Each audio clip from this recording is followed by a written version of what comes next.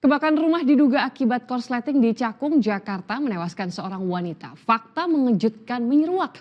Korban ternyata tewas dibakar suami gara-gara tidak dibuatkan mie instan.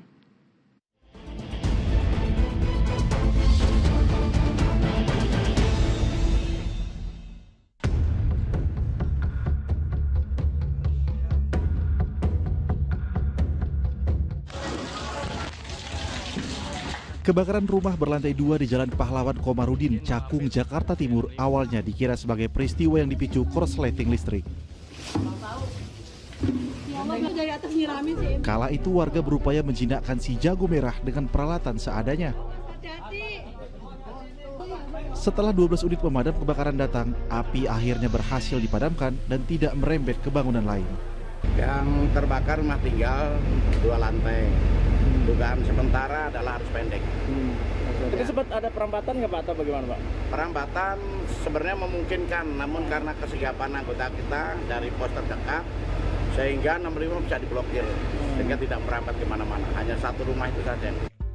Ketika diselidiki, aparat Polsek Cakung mencium aroma kesengajaan pada insiden yang menghanguskan kontrakan di Kafling Tanah Merah, Jatinegara, Cakung tersebut.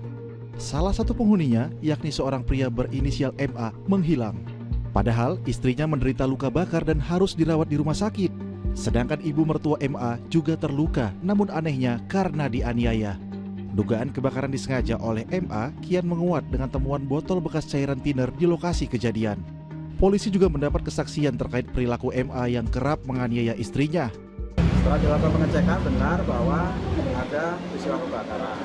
Kemudian ditemukan ada 2 korban, satu luka di muka dan satunya luka memar di wajah. Nah, kemudian peristiwa ini masih dalam rangka penyelidikan. Ini dari keterangan saksi yang di TKP bahwa ada dugaan dianiaya oleh suaminya.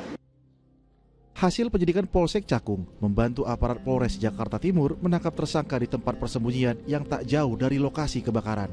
Saat diamankan, pelaku sedang mengonsumsi narkoba di dalam kamar mandi.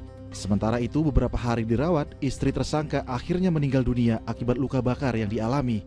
Sedangkan ibu mertua MA masih jalani perawatan intensif di rumah sakit. Kepada polisi, MA mengaku melukai istri dan membakar rumah karena cemburu. Namun setelah digali lebih lanjut, penganiayaan hingga pembakaran yang menghilangkan nyawa itu dipicu soal mie instan.